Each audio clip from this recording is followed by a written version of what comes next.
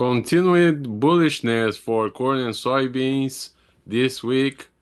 Jerry Gidel is ready to assess that and the U.S. exports right here on Connected Farmer, your channel to keep you up to date with the latest trends in agriculture and livestock.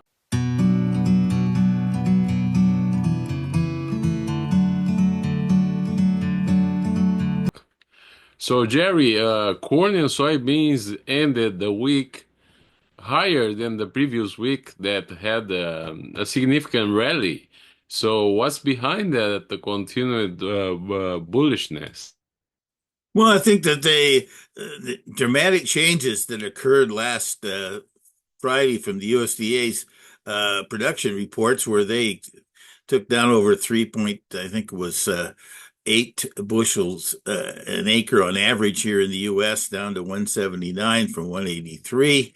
Uh, and that in the corn, and also took another bushel off in beans. Uh, it's somewhat surprising I that the magnitude of those changes, but the direction and potentially the less bushels here in the bin is not something that should have been that hard to understand when you're looking at the kind of moisture levels that really were delivered at the elevators. And I agree that there's not all these bushels have went in the elevators, but that's a representation of what goes into the feed yards, what might have been on storage on farms, and that. And when the elevators finally recognized the number of bushels in their November, well, it started in their November numbers and continued on here, and that from the actual measured bushel, which is when you take the moisture out of a bushel of grain, you turn around and end up having weight that is what a bushel of grain is. It's not a bushel basket. It's how many 56 pounds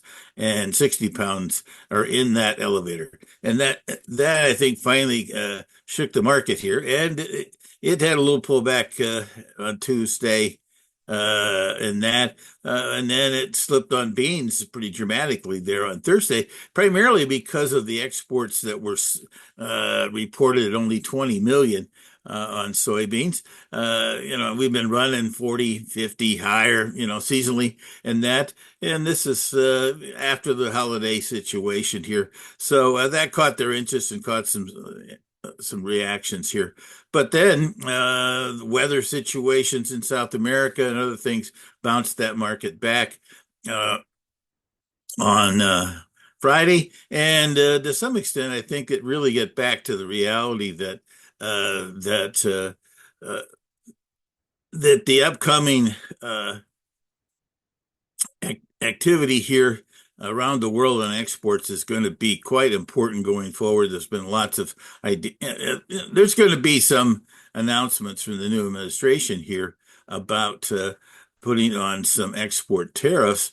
Primarily, the big news is always in China, and that I just don't know how much more China was planning on buying. I think they bought what they want. I think they've got a lot of it moved, and that's so its impact's going to be, I think, relatively modest at this point.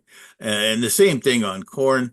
That could be a little more of an interesting situation with Mexico. They have shipped a lot of corn down there on their purchases too, and how extensive that will or won't be. The whole scenario of the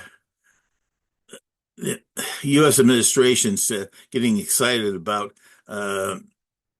corn being shipped down there, and then guaranteed the Mexicans don't want U.S. GMO corn for their tortillas, and they have produced all they need for there.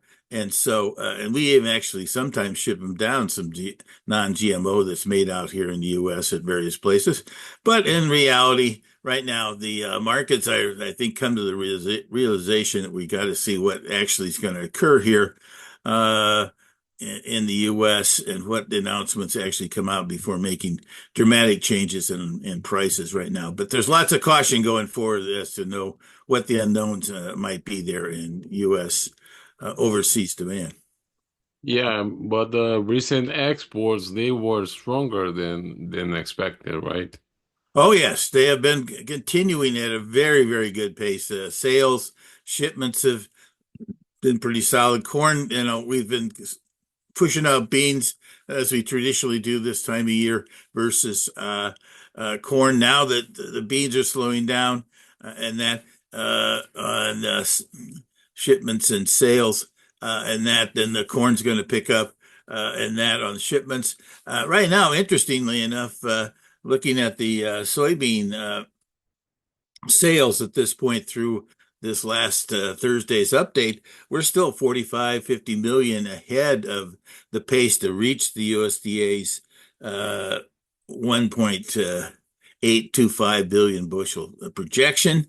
And that, and right now, at least, we're talking about 1.5 to 1.8. That's only 300 million bushels. We've already did two, probably at this point, three-fourths of our sales are on the books from there. And so that's, I think, an interesting twist on the soybean side of things here. Similar story in corn. The sales so far are 1.595 and that, and we're 90 plus 92, 95 million ahead of the seasonal pace to reach that number. So the uncertainties and the inexpensive prices last fall has added to a lot of the enthusiasm here from foreigners, from our normal export partners to pick up some additional supplies ahead of time, and it hasn't slowed down here since the U.S. election. Yes, and you mentioned the election next week. I'm going to have Jack Scoville. I hope he comes to the show because sometimes it's hard to schedule anything with him. Your friend Jack, but Yes. we are going to have a new president in the United States. How do you think that is going to impact the markets? We are going to have a short week next week. Yes, yes. Well, we're at this point, we're not having any weekend pricing activity until Monday night after the inaugural, and then so we're going to end up having a short thing. That I think that's the biggest note, how dynamic. Even if he makes announcements, how much of an impact will it have on our demand domestically and internationally? Internationally is where all the concerns are at right now. On a longer term basis, it's definitely going to impact our 2025-26 export situations. If it lasts that long, hopefully, they seem to get together. There has been some conversations between the U.S. and China here late this week, which I think also helped us bounce back a little bit on our prices, and that seemed very conciliatory, things like that at the time. But you know, things can turn on a whim here very quickly. So we'll just have to see how things kind of how they progress, I should say, over the next 2 to 3 weeks here, and that along the way. Right now, at least. Yeah, taking on China, Mexico, and the Canadians. I'm not sure how they got into this thing. They don't really and we export more stuff up there and import stuff from there more than most other places. So don't know exactly how they. It's just kind of the scattergun approach that sometimes happens in politics at this point. But it's going to make it a very interesting scenario. I'm looking forward to some of Jack's perspective, and that, like you're talking about, and that he has quite a few customers in Latin America and also in Brazil. So there are going to be some good insights from him. Yes, we'll see, and well, hope we have this continuous bullishness next week. Right, right. Well, I'd have to say though that if you haven't made some sales here on this rally, I'd encourage people to get a few things covered here because of the uncertainty of this and that. We've had a pretty good rally here in corn, from last fall, and beans are on the high side of its recent ranges at this point, and having 50-60% of your crops already sold. I don't know what to do with new crops, so I haven't made any decisions there. It might have been a bad approach here, waiting to see at this point, but as it is right now, the uncertainty in the international market still is there, and we'll have to keep a keen eye on what's going on there and try to take advantage of what might or might not happen. But right now, it is quite an unknown, and we'll find out more next week.